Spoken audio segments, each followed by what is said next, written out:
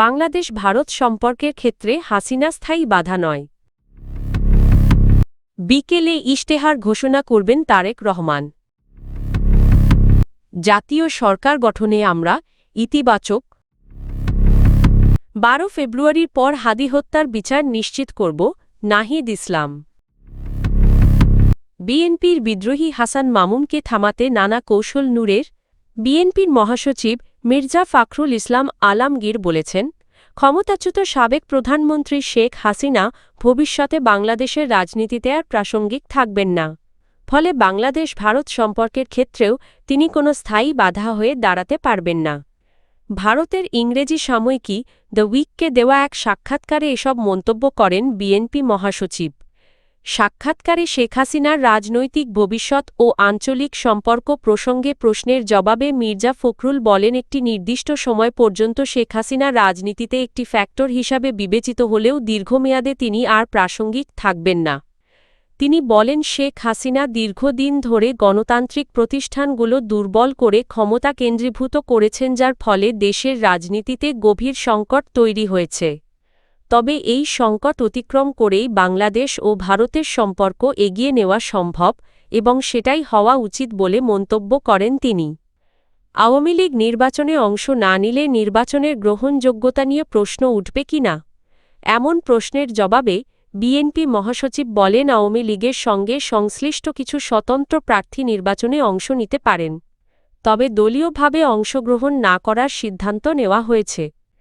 তার মতে, আওয়ামী লীগের অনুপস্থিতি নির্বাচনী প্রক্রিয়ায় বড় ধরনের প্রভাব ফেলবে না এবং নির্বাচন এগিয়ে যেতে বাধা সৃষ্টি করবে না। ত্রয়োদশ জাতীয় সংসদ নির্বাচনকে সামনে রেখে আগামী শুক্রবার নিজেদের নির্বাচনী ইশতেহার আনুষ্ঠানিকভাবে ঘোষণা করতে যাচ্ছে বাংলাদেশ ন্যাশনালিস্ট পার্টি বিএনপি।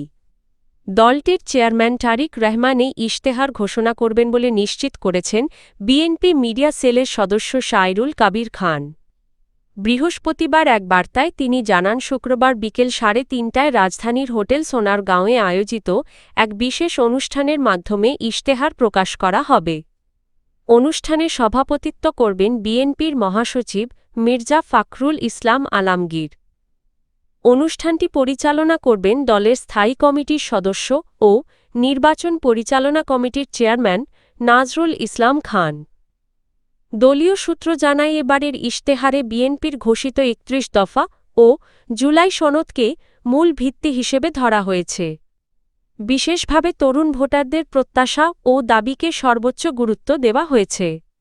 জনকল্যাণমূলক উদ্যোগের অংশ হিসেবে ফ্যামিলি কার্ড, হেলথ কার্ড এবং কৃষক কার্ড চালুর প্রতিশ্রুতি থাকছে এই ইশতেহারে।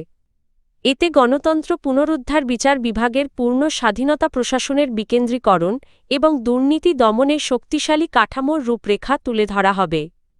পাশাপাশি মানবাধিকার, অর্থনীতি ও পররাষ্ট্রনীতি নিয়ে দলের অবস্থান স্পষ্ট করা হবে। ইশতেহারে আলেম ওলামা, কৃষক এবং সংখ্যালঘু সম্প্রদায়ের কল্যাণে বিশেষ অগ্রাধিকারমূলক প্রতিশ্রুতিও অন্তর্ভুক্ত থাকছে বলে জানা গেছে। বাংলাদেশ জামায়াত-এ-ইসলামীর আমির শফিকুর রহমান বলেছেন, জামায়াতে ইসলামী একটি প্রগতিশীল ও মধ্যপন্থী ইসলামী রাজনৈতিক দল যা সামাজিক, অর্থনৈতিক ও রাজনৈতিক বাস্তবতার সঙ্গে সামঞ্জস্য রেখে ধারাবাহিকভাবে নিজেদের নীতিমালা পরিমার্জন করে আসছে। তার ভাষায়, জামায়াত সবসময় গণতান্ত্রিক ও জনমুখী রাজনীতিতে বিশ্বাসী। ভারতের সাপ্তাহিক ইংরাজি ম্যাগাজিন দ্য উইককে দেওয়া এক সাক্ষাৎকারে তিনি জামায়াতের ভবিষ্যৎ রাজনৈতিক পরিকল্পনা, রাষ্ট্র পরিচালনার মূলনীতি এবং নারী ও সংখ্যালঘুদের বিষয়ে দলের অবস্থান তুলে ধরেন। একই সঙ্গে বিএনপির সঙ্গে আনুষ্ঠানিক জোট না থাকলেও জাতীয় স্বার্থে গঠনমূলক সহযোগিতা এবং জাতীয় সরকার গঠনের বিষয়ে জামায়াত ইতিবাচক বলে জানান তিনি। সাক্ষাৎকারে দ্য উইকের দিল্লি ব্যুরো প্রধান নামরাতা বিজি আহুজায়ের প্রশ্নের জবাবে ডা. শফিকুর রহমান বলেন, জামায়াত কখনোই গণতান্ত্রিক কার্যক্রম থেকে সরে আসেনি। তিনি উল্লেখ করেন, 2018 সালের জাতীয় নির্বাচনে বিএনপির সঙ্গে জোটবদ্ধ হয়ে অংশ নেওয়ার অভিজ্ঞতা প্রমাণ করেছে, গণতন্ত্র হুমকির মুখে পড়লে সব গণতান্ত্রিক শক্তির ঐক্য অপরিহার্য। তিনি বলেন, দীর্ঘ সময় ধরে রাজনৈতিক চাপের মুখে থাকলেও জামায়াত সাংগঠনিকভাবে আরও শক্তিশালী হয়েছে। দলীয় শৃঙ্খলা জোরদার করা হয়েছে, তৃণমূল পর্যায়ে জনসংযোগ বৃদ্ধি পেয়েছে এবং সমসাময়িক বাস্তবতার সঙ্গে সামঞ্জস্য রেখে রাজনৈতিক কৌশল নতুন করে সাজানো হয়েছে। জাতীয় নাগরিক পার্টির এনসিপি আহ্বায়ক নাহিদ ইসলাম বলেছেন ১২ ফেব্রুয়ারির নির্বাচনের পর শরীফ ওসমান হাদী হত্যাসহ জুলাই গণ অভ্যুত্থানে সংঘটিত সব হত্যার বিচার নিশ্চিত করা হবে এবং জুলাই সনদের সংস্কার বাস্তবায়ন করা হবে। এজন্য তিনি ভোটারদের দাঁড়িপাল্লা প্রতীকে ভোট দেওয়ার পাশাপাশি গণভোটে হ্যাঁ ভোট দেওয়ার আহ্বান জানান। বৃহস্পতিবার দুপুরে কক্সবাজারের কুতুবদিয়ার বড়ঘোপ এলাকায় অনুষ্ঠিত এক নির্বাচনী জনসভায় তিনি এসব কথা বলেন। জামায়াতের নেতৃত্বাধীন ১১ দলীয় জোটের উদ্যোগে আয়োজিত এই জনসভা অনুষ্ঠিত হয় কক্সবাজার-২ মহেশখালী কুতুবদিয়া আসনে জামায়াতে ইসলামীর মনোনীত প্রার্থী হামিদুর রহমান আজাদের সমর্থনে। নাহিদ ইসলাম বলেন, ৫ আগস্টের পর যারা নতুন করে চাঁদাবাজিজমি দখল এবং ফ্যাসিস্টদের পুনর্বাসনের নীতি গ্রহণ করেছে তারাই বাংলাদেশের নতুন জালেম হিসেবে আবির্ভূত হয়েছে।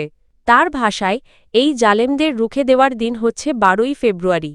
তিনি জোর দিয়ে বলেন, বাংলাদেশে সরকার গঠন করবে এদেশের জনগণ কোনো বিদেশি ষড়যন্ত্র বা দিল্লিকেন্দ্রিক দাদাগিরি আর মেনে নেওয়া হবে না। তিনি আরও বলেন, এই নির্বাচনী লড়াই শুধু কক্সবাজার-২ আসনের মধ্যে সীমাবদ্ধ নয়, বরং সারা দেশে ১১ দলীয় ঐক্যজোট একসঙ্গে নির্বাচনে অংশ নিচ্ছে বাংলাদেশকে আধিপত্যবাদ, ফ্যাসিবাদ, দুর্নীতি ও লুটপাটকারীদের হাত থেকে মুক্ত করার লক্ষ্যে। পটুয়াখালী-৩ গলাচিপা দশমিনা আসনে এবারের জাতীয় সংসদ নির্বাচন ভেঙে দিয়েছে দীর্ঘদিনের রাজনৈতিক সমীকরণ। প্রায় ৪ দশক ধরে আওয়ামী লীগের দখলে থাকা এই আসনে দলটির কোনো প্রার্থী না থাকায় ভোটের মাঠে তৈরি হয়েছে বড় ধরনের শূন্যতা। ফলে নির্বাচন হয়ে উঠেছে অনিশ্চিত ও উত্তেজনাপূর্ণ, সঙ্গে রয়েছে সহিংসতার ঝুঁকি। এই আসনে প্রতিদ্বন্দ্বিতা করছেন ৪ জন প্রার্থী।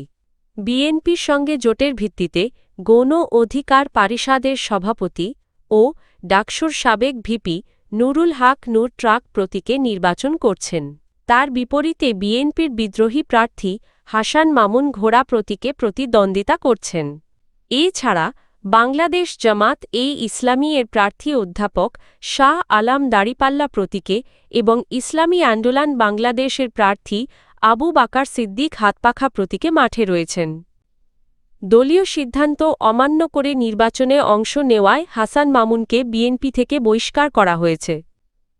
অন্যদিকে নুরুল হক নূর বিএনপির সমঝোতার প্রার্থী হলেও তার অতীত রাজনৈতিক ভূমিকা নিয়ে এলাকায় আলোচনা ও বিতর্ক রয়েছে।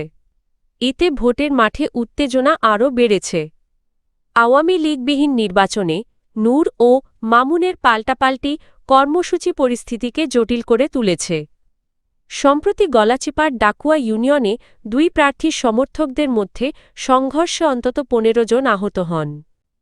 পরিস্থিতি নিয়ন্ত্রণে জেলা প্রশাসন ও রিটার্নিং কর্মকর্তা একই স্থানে একই দিনে নির্বাচনী কর্মসূচি পালনে নিষেধাজ্ঞা জারি করেছেন।